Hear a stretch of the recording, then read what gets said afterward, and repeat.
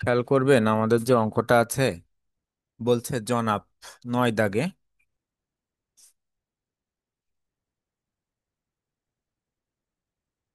অঙ্কটা কিন্তু একটু, আমরা এতদিন পর্যন্ত যে অঙ্কগুলো করছিলাম একটা একটা পার্ট ছিল, একটা একটা অঙ্কের গত দিনের অঙ্কটাতে আমরা দেখছিলাম একটা অঙ্কের মধ্যে দুইটা পার্ট।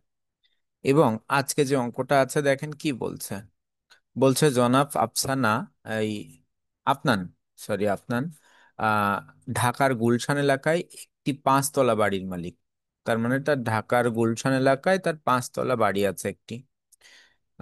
তার বাড়ি ভাড়া আয়ের বিস্তারিত তথ্য নিম্নে দেওয়া হলো। 1 নম্বরে বলছে আহ বাড়ির প্রতিটি ফ্লোরে 2টি করে মোট 10টি অ্যাপার্টমেন্ট আছে। তাহলে এখানে বলছে যে বাড়ির প্রতিটি ফ্লোরে মোট 2টি করে আপনার কাছে 10টি অ্যাপার্টমেন্ট আছে। এবার বলছে একটি অ্যাপার্টমেন্টে তিনি এবং অন্য দুইটিতে অন্য দুইটিতে তার দুই ভাই বসবাস করে। তাহলে মোট দেখেন অ্যাপার্টমেন্ট ছিল কয়টা? মোট অ্যাপার্টমেন্ট ছিল আপনার কাছে 10টা। সেখানে বলছে একটিতে তারা বসবাস করে আর অন্য আরেকটিতে তাদের দুই ভাই বসবাস করে।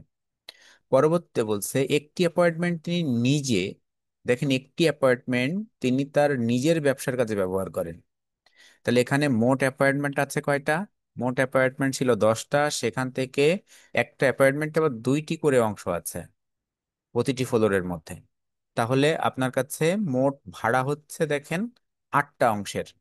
এবার বলছে কি, বাকি 6টি অ্যাপার্টমেন্ট তিনি বিভিন্ন পরিবারের কাছে ভাড়া দিয়েছে। ভাড়া দিছে 6টা, কিন্তু আপনার ভাইয়েরা আবার দুইটাতে আছে। ওটাও আপনার ভাড়ার মধ্যে অন্তর্ভুক্ত করতে হবে। কারণ কি, ওটা নিজের না। নিজের যদি, এমন আমরা গতদিন একটা অঙ্ক করছিলাম, নিজের ছেলে একটাতে ডেন্টাল চিকিৎসা করছিল, সেটা আলাদা ব্যাপার। কিন্তু এটা তার নিজের ভাইয়ের, অর্থাৎ সেটা আলাদা, আলাদা অংশ। বাড়িটা মালিক আফনান। পরবর্তীতে বলছে বাকি 6টি তিনি বিভিন্ন পরিবারের নিকট বসবাসের উদ্দেশ্যে ভাড়া দিচ্ছে। তাহলে বসবাসের কাজে ব্যবহার হবে সেটা। বলছে তার মধ্যে 2টি অ্যাপার্টমেন্ট 2 মাস খালি ছিল, আবার দুইটা আবার 2 মাস খালি আছে। এই খালির অংশটা আবার কি বলছে, বিদ্যুৎ বিলের সাপেক্ষে প্রমাণিত আছে। 3 নম্বরে এসে বলছে চুক্তিপত্র অনুযায়ী তার বাড়ির প্রতিটি অ্যাপার্টমেন্টের ভাড়া 20,000 টাকা, অর্থাৎ প্রতিটি অ্যাপার্টমেন্টে আবার সে যে ভাড়া দিচ্ছে সেটা 20,000 টাকা করে ভাড়া পাচ্ছে। তারা বলছে কি, প্রতিটি অ্যাপার্টমেন্টের ভাড়া চুক্তির সময় তিনি একই সাথে কি ভাড়া করেছে, মেরামত ও রক্ষণাবেক্ষণের জন্য তিনি চুক্তি করেছে প্রতি মাসে 5,000, সার্ভিস চার্জের জন্য তিনি চুক্তি করেছে আবার 5,000। তাহলে এখান থেকে দেখেন দুইটা অংশের জন্য আবার সে 10,000 টাকা করে পাচ্ছে। 4 নম্বরে বলছে তার প্রতিটি ফ্ল্যাটের বার্ষিক মূল্য 3,60,000 টাকা। তার মানে এই অংশটা হচ্ছে মিউনিসিপাল, এক কথায় 3,60,000 টাকা। পরবর্তীতে 5 দাগে কি বলছে, অর্থাৎ 5 নম্বর এন্ট্রিতে আহ ভাড়া চুক্তি অনুযায়ী 2022-2023 আয় বর্ষে তিনি 3 জনের নিকট হতে প্রতি মাসে 10,000 টাকা করে সমন্বয়যোগ্য নিরাপদ জামানত গ্রহণ করেছে।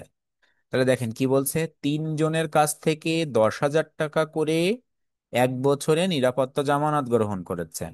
6 নম্বরে বলছে ভাড়া চুক্তি অনুযায়ী 2023-24 আয়বর্ষে 3 জনের নিকট হতে প্রতি মাসে 10,000 টাকা সমন্বয়যোগ্য অগ্রিম, 2,50,000 টাকা এবং 1,00,000 টাকার অসমন্বয়যোগ্য নিরাপত্তা জামানত গ্রহণ করেছেন। উক্ত বাড়ির প্রয়োজনীয় আরো কিছু তথ্য নিচে দেওয়া আছে দেখেন। অ আ রস্বই দীর্ঘ হিসেবে এভাবে দেওয়া আছে, অ আ রস্বই তিনটা দেওয়া আছে। কি বলছে, বীমা প্রিমিয়াম 10,000, সিটি কর্পোরেশনের কর 50,000। তারপরে পরেরটাই বলছে সংশ্লিষ্ট বছর গৃহ নির্মাণের ঋণের জন্য সে 1,20,000 টাকার মধ্যে 1,00,000 টাকা পরিশোধ করেছে। তারপরে বলছে কি, বাড়ি ভাড়া আয়ের যে পূর্ববর্তী, অর্থাৎ বাড়ি আয় মানে হওয়ার আগে থেকে সে সেখানে কিছু গৃহ নির্মাণের ঋণ নিয়ে রাখছিল। সেই ঋণটা আবার তার সুদ সহ পরিশোধ করা লাগছে 4,50,000 টাকা। তাহলে অঙ্কটায় কিন্তু অনেকগুলো বিষয় আছে একসাথে। আপনাকে প্রথম অবস্থায় চিন্তা করতে হবে অ্যাপয়েন্টমেন্ট কয়টা থেকে সে ভাড়া পাচ্ছে। যদি মনে রাখি আমরা, আমাদের যে অঙ্কটা ছিল এখানে সে তার দুই ভাইয়ের জন্য কিছু অংশ দিছিল, সে একটা নিজে বসবাস করত, আবার একটা সে কি করছিল তার ব্যবসায়ের প্রয়োজনে ব্যবহার করছিল, কিন্তু এটা তার নিজের ব্যবসা, মনে রাখতে হবে। দেখেন আমরা যদি প্রথম যে অংশটা ছিল তো প্রথম অংশটা আমরা লিখলাম। ভাড়া যেটা দিচ্ছে সে, গৃহ সম্পত্তির মোট ভাড়া মূল্য বের করতে গেলে আমরা জানি যে গৃহ সম্পত্তি থেকে অর্জিত আমরা কি পরিমাণ ভাড়া পাচ্ছি। তাহলে আমরা এক কথায় মোট যে আমাদের 6টা ভাড়া দিছিলাম আর তার ভাইদের কাছে 2টা ভাড়া দিছিল, ওই 2টার ভাড়া চুক্তি না করলেও আমাকে এই ভাড়া মূল্যের সাথে তুলনা করে ওই 2টাকে ভাড়া হিসেবে বিবেচনা করতে হবে। এটা আমার আয়। তাহলে দেখেন আমার কাছে 20,000 টাকা করে আমি 12 মাসের ভাড়া পাবো একটা একটা অংশ থেকে, এবং সেখানে অ্যাপয়েন্টমেন্ট আছে 8টা। তাই 8 দিয়ে গুণ, মোট 10টা ছিল, 10টা থেকে 2টা বাদ যাচ্ছে, নিজের একটা আর নিজের ব্যবসায়ের জন্য একটা। তাহলে 10টা গুণ 12 গুণ, সরি, 20,000 গুণ 12 গুণ 8 সমান 19,20,000 টাকা।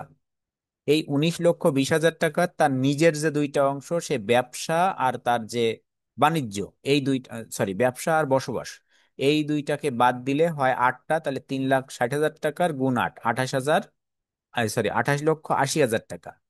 আমরা জানি যেটা বড় সেটা আমাকে গ্রহণ করতে হয়, তাই 28,80,000 টাকাটা আমরা পরের অংশে বার্ষিক ভাড়া মূল্য হিসেবে গ্রহণ করলাম।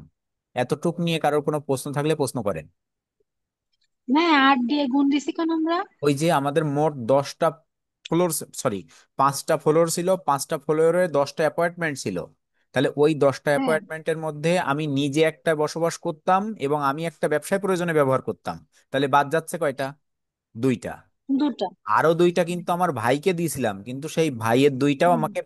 আমাকে বিবেচনা করতে হবে ভাড়া পাচ্ছি হিসাবে। ঠিক আছে, তার সাথে ভাড়া চুক্তি করি আর না করি, কারণ ওটাও ও আমার একটা আচ্ছা। আয়ের মধ্যে পড়ে। এই কারণে 8 দিয়ে হয়েছে, বুঝতে পারছেন বিষয়টা? তাহলে মিউনিসিপাল মূল্য জি। 8 দিয়ে গুণ করলাম কেন? কারণ আমাদের এখানে 8টা ফ্লোরকে আমরা বিবেচনা করছিলাম, আর 2টা আমার নিজের প্রয়োজনে ব্যবহার হচ্ছে। নিজের আবার একটা নিজে বসবাস, আবার একটা ব্যবসা। এবার দেখেন, তাহলে বার্ষিক ভাড়া মূল্য আমরা কত পাচ্ছিলাম? 28,000, 28,80,000 টাকা। সার্ভিস চার্জ, মেরামত, রক্ষণাবেক্ষণ, এখানে কোনো কিছুই আমরা ব্যবহার করব না, কারণ সবকিছুই সমন্বয়যোগ্য বলা আছে আমার। তার মানে এই 20,000 টাকার মধ্যে সবকিছু অন্তর্ভুক্ত আছে। সার্ভিস চার্জ এখানে গেল না। এবার শূন্যতা ভাড়া দেখেন তো, শূন্যতা ভাড়া আমাকে কি বলছিল? শূন্যতা ভাড়া হচ্ছে আমি যে অংশটা ভাড়া দিছিলাম আমার নিজের 2টা বাদ দিয়ে। দেখেন তো, 2টা ফ্লোর, অর্থাৎ একটা অ্যাপয়েন্টমেন্টে 2টা ফ্লোর, সেই একটা অ্যাপয়েন্টমেন্টকে দেখেন আমি 8 দিয়ে ভাগ করছি। 8 দিয়ে ভাগ করলে আমার 8টা ফ্লোরের ভাড়া কিন্তু এই 28,800 টাকা, 28,80,000 টাকা। একে আমি 8 দিয়ে ভাগ করলাম, 2 দিয়ে গুণ করলাম, তাহলে আমাদের একটা অ্যাপয়েন্টমেন্টের একটা অংশের ভাড়া বের হলো। এই একটা অ্যাপয়েন্টমেন্ট আবার কত মাস খালি ছিল? 2 মাস খালি ছিল। তাই তাকে আমি 12 দিয়ে ভাগ করলে এক মাসের বেরোবে। তাহলে 12 দিয়ে ভাগ করে 2 দিয়ে গুণ, অর্থাৎ এখানে এরকম ভাবে বলতে পারেন যে 28,80,000 গুণ 2 গুণ 2 ভাগ 8, আর সে তার সাথে আবার একটা 12 অংশ, এই অংশটাকে। অর্থাৎ এভাবে আমি যদি লিখি, এইভাবে না লিখে, সাপোজ ধরে নেন এভাবে লিখলাম, 28,80,000 গুণ 2 ভাগ 8, আরো একটা অংশ কি, সরি, 8 ইন্টু গুণ 2 ভাগ 8, তাহলে 12। এইটা হচ্ছে মাসের জন্য। আর এটা কি? অ্যাপয়েন্টমেন্টের জন্য। অ্যাপয়েন্টমেন্ট ছিল 8টা, সেখানে 2টা ফাঁকা ছিল, তাই 2 গুণ ভাগ 8। আর সেখানে 2 মাসের ফাঁকা ছিল, আবার 2 মাসের শূন্য ছিল, তাই 2 মাস ভাগ 12। এটা বুঝতে পারছেন এই ক্যালকুলেশনটা? জি ভাইয়া। আচ্ছা, তাহলে এখানে 1,20,000 টাকা আসলো। আমরা এই 2টা অংশ থেকে পাইলাম কত? 27,60,000 টাকা। কিন্তু এইখানে একটা নতুন অংশ আছে যেটা আমরা এর আগে কখনো করি নাই। দেখেন এখানে বলা আছে যে আপনি ভাড়া চুক্তির সময় 5 নাম্বার এন্ট্রিতে বলছে, দেখেন, 22-23 অর্থ বছরে 3 জনের নিকট হতে প্রতি মাসে 10,000 টাকা সমন্বয়যোগ্য নিরাপত্তা জামানত হিসেবে গ্রহণ করেছিলেন। তাহলে এই মাসে 22-23 শিক্ষাবর্ষের, সরি, 22-23 শিক্ষাবর্ষ বলছি, 22-23 আয় বর্ষে 3 জনের নিকট থেকে তিনি নিয়ে রাখছিল, কিন্তু বর্তমান সময়ে আবার ক্যালকুলেশন করছে কত? 23-24-এর জন্য। তার মানে এটা আগের আরেকটা অংশ, এই অংশটা এই আয় বর্ষের জন্য না। এই কারণে এই অংশটুকুকে বাদ দিতে হবে। তাহলে কয়জনের কাছ থেকে? 3 জনের কাছ থেকে নিয়ে রাখছে কত করে? 10,000 টাকা করে। তাহলে তিনজনের কাছ থেকে 10,000 টাকা করে যদি নেয়, প্রত্যেক মাসে হয় 30,000 টাকা, এবং 12 মাসের জন্য নিছিল তার তার কাছ থেকে। তার মানে তিনজনের কাছ থেকে প্রতি মাসে 10,000 টাকা করে। তাহলে 3 × 10 × 12। তাহলে দেখেন এই অংশটুকু আপনাকে বাদ দিতে হবে, কারণ কি, এটা 22-23 আয়বর্ষের, আর পরেরটা 23-24 আয়বর্ষের হিসাব আমাদের। বুঝতে পারছেন এই অংশটা? দেখেন, এই যে 10,000 × 3 × 12, 3,60,000 টাকা। তাহলে 27,60,000 মাইনাস 3,60,000, তাহলে আসলো কত? 24 লাখ টাকা। তাহলে আমার এই অংশে যদি আমি ক্যালকুলেশন ক্যালকুলেশন করি, তাহলে ভাড়া মূল্যের অংশে আমার কত টাকা পাইলাম আমি সব মিলে? 24 লাখ টাকা। বুঝতে পারছেন? এই অংশটা কিন্তু এক্সট্রা, এই অংশটা কিন্তু আপনারা আগে করেননি, এই সমন্বয়টা। ভাইয়া, হ্যাঁ, বলেন। ভাই ওখানে যে এটা তো আমরা 22-23 করতেছি, তাহলে হ্যাঁ। ওখানে 23-24-এর যে হিসাবটা আছে, তাহলে এখানে আসবে না, কোনো এন্ট্রিতেই আসবে না এটা। না না না, মোটেও না, এই অংশটা এর ভিতরে ঢুকবে না। কারণ কি, আপনি ধরে নেন সাপোজ আপনি আগের কোনো টাকা এই মাসে এসে পাইছেন এবছর, তাহলে আগের টাকা তো এই মাসে আপনার আগে তো হিসাব করা হয়ে গেছে একভাবে। ওটা তো আপনার বকেয়া ছিল, বকেয়াটা এই মাসে পাইছেন, তাহলে এই মাসের জন্য ওই টাকার আপনাকে কখনো ট্যাক্স দেওয়া লাগবে না। ঠিক আছে, ওটা আগে হিসাব হয়ে গেছে। জি এরপরে ভাইয়া, দেখেন বুঝতে কি পারছি। বলছে। অঙ্কটা কিন্তু ঝামেলা আছে, বাসায় ভালোভাবে প্র্যাকটিস করবেন অঙ্ক করানোর পর আবার। এবার দেখেন কি বলছে। বাদ অনুমোদনযোগ্য খরচ। খরচে কি কি আছে? 24 লাখ গুণ 25%, তাহলে 6,000, 6 লাখ টাকা। বীমা প্রিমিয়াম, সিটি কর্পোরেশন, গৃহ নির্মাণ, আর ঋণকৃত মূলধন। এই আর একটা নতুন জিনিস মনে রাখবেন, আপনি যে অংশটা ভাড়া দিচ্ছেন বা ভাড়ার উদ্দেশ্যে তৈরি করছেন, সেটার আগের যদি কোনো খরচ হয় যেটা সুদ জাতীয়, সেটা আপনি 5 বছরের আগে আপনাকে, অর্থাৎ 3 বছরের মধ্যে পরিশোধ করতে হবে সর্বোচ্চ। আপনি 3 বছর, অর্থাৎ এটাকে স্বল্পকালীন ধরা হয়। স্বল্পকালীন হিসেবে সর্বোচ্চ আপনি 3 বছর সময় পাবেন তাকে পরিশোধ করার জন্য। আপনি এক একটা অর্থ বছরে 3 বছর মিলে সেটা সমন্বয় করতে পারেন। দেখেন এখানে বলছে তিনটা জিনিস: বীমা প্রিমিয়াম, সিটি কর্পোরেশনের কর, আর গৃহ নির্মাণের ঋণ। এটা গৃহ নির্মাণ ঋণের সুদ কিন্তু 1 লাখ টাকা, 1,20,000 ছিল, কিন্তু সেখানে আপনি এই বছরে 1 লাখ টাকা দিয়েছেন। তাহলে এটা ছিল আমার মেরামত রক্ষণাবেক্ষণ, এটা ছিল বীমা প্রিমিয়াম, সিটি কর্পোরেশন, আর ঋণের সুদ, এই যে গৃহ নির্মাণ ঋণের সুদ। কিন্তু পরে যেটা আছে কি বলছে, ভাড়া আয়ের শুরুর পূর্বে, অর্থাৎ ভাড়া আয় তখনও শুরু হয়নি, তার পূর্বে বাড়ি নির্মাণের জন্য আপনি কিছু ঋণ গ্রহণ করেছিলেন, তার জন্য যে সুদ হচ্ছে সেই সুদটা হচ্ছে 4,50,000 টাকা।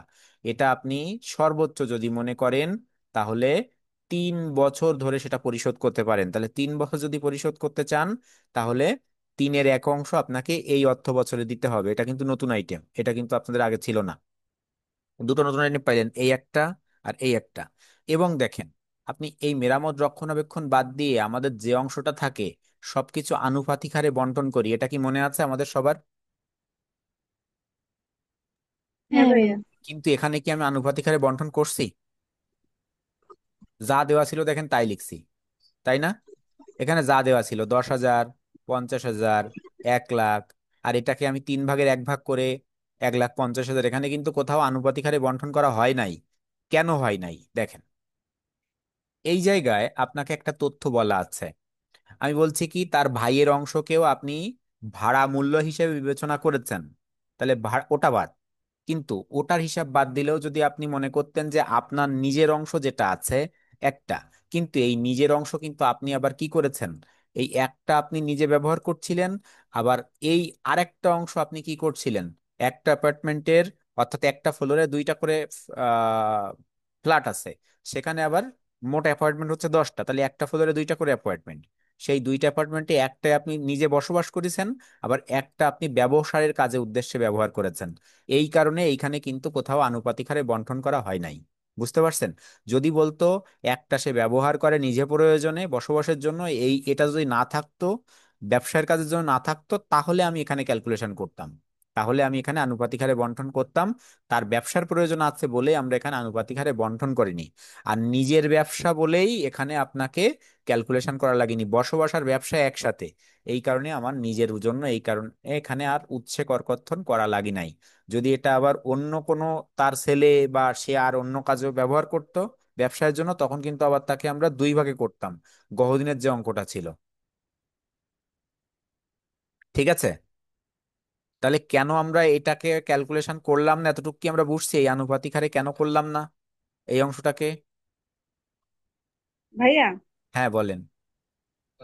হ্যাঁ, এর আগে যে সব অঙ্কগুলো করছি সেখানে হ্যাঁ। তো আনুপাতিক হারে করছি, মালিকেরটা বাদ দিয়ে যারা থাকে তাদেরটা আমরা করছি। হ্যাঁ। এই অঙ্কেটা এই অঙ্কে তো আমরা যে সময় গৃহ সম্পত্তি হতে অর্জিত ভাড়ার পরিমাণ সেটা, সেখানেও আমি 8টা অ্যাপার্টমেন্ট ধরছি, নিজেরটা ধরিনি। হ্যাঁ। তাহলে এইখানে আমি আনুপাতিক হারে বন্টন করলাম না, এটা কেমন এই না? তো মানে এই জন্যই নিজেরটা তো আবার আমি ধরলাম। বললাম, এখানে দুইটা জিনিস হয়েছে কিন্তু এখানে সে বসবাস করেনি শুধু, সে বসবাস করার সাথে সাথে সেখানে আবার ব্যবসা করেছে। দেখছেন? এই জায়গায় খেয়াল করেন, সে ভাইয়া, নিজে। হ্যাঁ, ব্যবসা করছে বিধায় আমরা আর আনুপাতিক হারে বন্টন করব না, তাই তো? বন্টন করি নাই, কারেক্ট।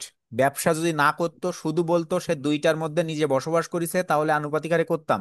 কিন্তু এটাও তার এক প্রকার খরচ। কারণ সাপোজ আপনি একটা জিনিস, আপনি 10 তলা একটা বাড়ি আছে, 5 তলা একটা বাড়ি আছে, কিন্তু সেই 5 তলা বাড়ির মধ্যে একটা ফ্লোরে আপনি কিছুটা অংশে থাকেন, আর কিছুটা অংশে আবার আপনি ব্যবসার কাজে ব্যবহার করেন। তার মানে ওখান থেকে আপনি ব্যবসার উদ্দেশ্যে ব্যবহার করছেন না অনেকটাই। থাকা এবং ব্যবসা যদি একসাথে হয় মালিকের, তাহলে সেখানে ব্যবসা সেখানে বিবেচনা করা হয় না। কিন্তু কোনো কার্যক্রম মানে যে সকল খরচ, সেই খরচকে আনুপাতিক হারে বন্টন করা হয় না। এই হচ্ছে একটা কথা। তাহলে থাকা এবং তার ব্যবসার প্রয়োজন যদি হয়, নিজের নিজের কিন্তু নিজের, সে নিজে, তার ছেলে মেয়ে ভাই বোন এসব আলাদা। তার নিজে যদি হয়, তাহলে সে যদি নিজে হয় তাহলে কি করতে পারবে সে? সে তার এই অংশটা ব্যবসায়ের উদ্দেশ্যে তার উৎসে করকর্তন করা লাগবে না। কিন্তু তাকে অবশ্যই তার যে আনুপাতিক হারের বন্টন ছিল ওই অংশটা আর সেখানে করা লাগবে না, তাকে ফুল খরচ বহন করা দিতে হবে। ঠিক আছে? ভাইয়া, আরেকটা প্রশ্ন ছিল। বলেন। ভাইয়া, এই অঙ্কের নিচে সমন্বয় ভাড়া যেটা করছি, ওইটা উপরে যে নাম্বারে যে সমন্বয় যে অগ্রিম ভাড়া, ওইখানে লিখলে হবে না? কোন জায়গাটা? এই এই এই এই বাদটা, এই বাদ যেটা দিয়েছে এই এইটা, এই অঙ্কে আমরা তো 3 লাখ, নিচে সমন্বয় অগ্রিম। এই যে 3,60,000 টাকা। হ্যাঁ, এই এই যে 10,000 গুণ 3 গুণ 12 এই হ্যাঁ। লাইনটা, আচ্ছা, এটাও তো সমন্বয়যোগ্য অগ্রিম। এইবার তো একটু এইটা খেয়াল এই যে করেন। পার্ট, ওইটা নাম্বারে লিখলাম না এবার কেন? খেয়াল করেন এটা কি হয়েছিল, একটু হ্যাঁ, খেয়াল করেন।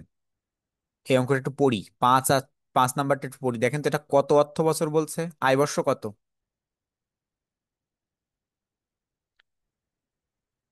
22-23। এটা কত? 22-23। আর আপনি অঙ্ক করছেন কতর? 23-24 আয় বৎসর। 23-24-এর। এই কারণে এটা আপনার ও, চলতি আয় বর্ষের না। এবার বুঝতে পারছেন? এই কারণে আমরা এটা এই অংশের মধ্যে করতে পারি নাই। আমরা পরের অংশে যে অর্থাৎ মোট আয় থেকে ওটা ওর মধ্যে আছে, যে কারোর কাছ থেকে আমরা পেয়ে গেছি আগে, এই কারণে আমার সেটাকে বাদ দিতে হচ্ছে পরে এসে। ঠিক আছে? আর এই যে ভাইয়া, তার মানে ওইটা অঙ্ক যদি আমি এই করতে বর্ষে হইলে পাইতাম। যোগ সব। একজন বলেন, বুঝতে পারিনি, আবার বলেন।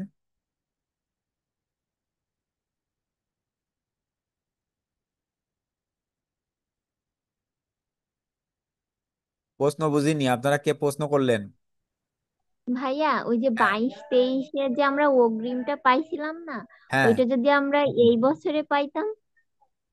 এই বছরে যদি পাইতাম, হয় হয়। এই বিষয়টা কি জানেন, এই যে টাকাটা আপনি পাইছেন, ধরে নেন সাপোজ এই যারা ছিল এনাদের কারোর কাছ থেকে পাইছিলেন, তাহলে এই যে টাকাটা আপনি পাইছেন আগের বছর আপনি অগ্রিম হিসেবে ক্যালকুলেশন করে আইছেন। তাহলে এবছর যদি আপনি আবার করেন, তাহলে 1 টাকার জন্য দুইবার আপনাকে কর দেয়া লাগছে না? হ্যাঁ। এই কারণে এখান থেকে বাদ দেয়া লাগছে এটা। আগের বছর কোনো একজনের কাছ থেকে, কোনো একটা ভাড়াটিয়ার কাছ থেকে আপনি পাইছিলেন, তাই বলছে ভাড়া চুক্তি অনুযায়ী 2022-23 অর্থ বছরে তিনজনের নিকট হতে প্রতি মাসে এত টাকা জামানত হিসেবে গ্রহণ করেন, মানে তারা ভাড়া আছে, তারা ভাড়া ছেড়ে চলে যায়নি, তারা আছে। তাহলে তারা আগেরটা আপনি কি অগ্রিম হিসেবে গ্রহণ করেছিলেন, তাহলে এখন এই অর্থ বছরে তাহলে সেটাকে আপনি বাদ দিতে হবে না? সেটাকে যদি এবছর রাখেন তাহলে তো আপনার দ্বিগুণ, অর্থাৎ এবছরও আপনি কর দিচ্ছেন, আবার গত বছরও আপনি কর দিয়ে আইছেন, সেরকম হয়ে যাচ্ছে। ঠিক আছে।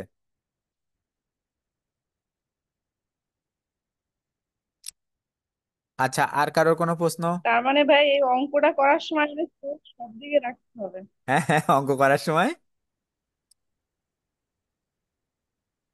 চোখ মানে সব দিকে রাখতে হবে, চোখ কোথায় কি সব আছে দিকে, না আছে কি। চোখ সব দিকে রাখতে হবে। আমরা এতদিন পর্যন্ত যে অঙ্কগুলো করছি সহজ সরল ভাবে ছিল, কোনো ঝামেলা ছিল না। কিন্তু এখনকার যে অঙ্ক কয়টা বাকি আছে, কয়টা অঙ্ক সব এরকম টুকটাক ঝামেলা আছে। তাহলে এই দেখেন আরেকটা জিনিস পাইলেন কি, গৃহ নির্মাণের আগে অর্থাৎ ভাড়া পাওয়ার আগে যদি কোনো ঋণ আমরা পাই, সেটাকে আমরা সর্বনিম্ন 3 বছর পরিশোধ করার সুযোগ পাবো।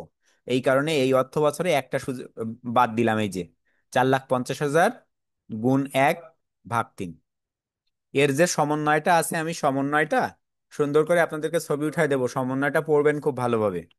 সমন্বয় পড়ে যদি কোনো সমস্যা থাকে অবশ্যই আমাকে আগামী ক্লাসে প্রশ্ন করবেন। ওই সমন্বয়টা, সরি, সমন্বয় না, ওর যে টিকাগুলা। ঠিক আছে। হ্যাঁ ভাইয়া, আচ্ছা। টিকা টিকা একটু গ্রুপে দিয়ে দিয়ে নাহলে এই হ্যাঁ, অঙ্কে টিকা টিকাগুলো আমি লিখতে দিয়ে পারবো দিচ্ছি, না। গ্রুপের টিকাটা অবশ্যই দেখবেন। তাহলে এই আমরা যতটুক শিখছি এতটুকের মধ্যে কারো কোনো প্রশ্ন থাকলে প্রশ্ন করেন। আর কারো কোনো প্রশ্ন আছে? অঙ্কটা কিন্তু একটু জটিল আছে, অবশ্যই প্র্যাকটিস করবেন। তাহলে আমরা আগামী দিন এরপর থেকে আবার শুরু করব, ঠিক আছে? আর 3টা কি 4টা অঙ্ক আছে, হয়তো 2টা বা 3টা ক্লাস নিলে আমাদের শেষ হয়ে যাবে এই অংশটা। ভাইয়া, হ্যাঁ, আর একটা সমস্যা আছে মানে বলেন বলেন। সমস্যা 6 নাম্বার। হ্যাঁ। সমস্যা 6 অঙ্ক করার সময় একটু মাথায় আসছে এই কথাটা, একটু জিজ্ঞেস আচ্ছা। করতাম। হ্যাঁ, সমস্যা 6-এ মানে 6 নাম্বার অঙ্ক। হ্যাঁ হ্যাঁ, 6 নাম্বার অঙ্ক। আচ্ছা, 6 নাম্বার অঙ্কে কি হয়েছে? 6 নাম্বার অঙ্ক, যাচ্ছি অঙ্কে, খেয়াল করেন। এই যে, হ্যাঁ বলেন।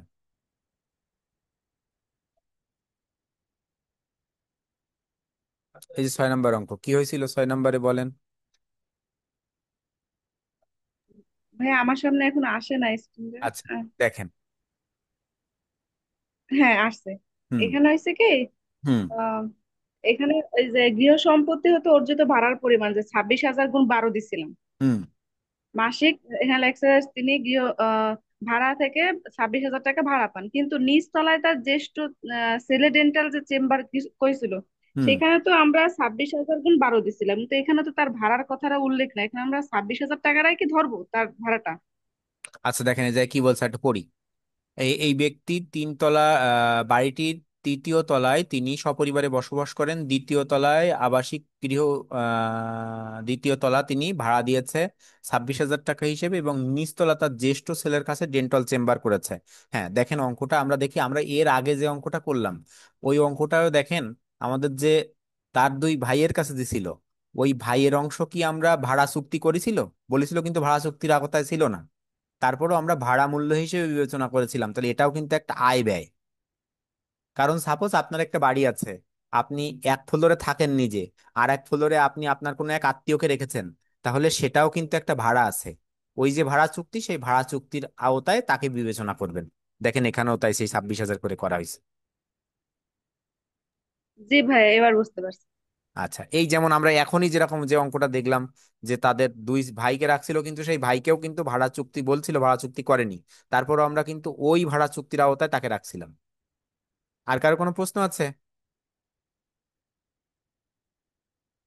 জি ভাই, বুঝতে পারছি। আচ্ছা, ঠিক আছে, তাহলে ভালো থাকবেন আপনারা। আগামী দিন তাহলে আমরা স্ট্যাটিস্টিক্স করব, আর এটা অবশ্যই আপনারা করবেন। আর আমি আপনাদেরকে এর এর যে টিকাগুলো আছে আমি ছবি উঠাই দিয়ে দিচ্ছি গ্রুপে, একটু দেখে নেবেন।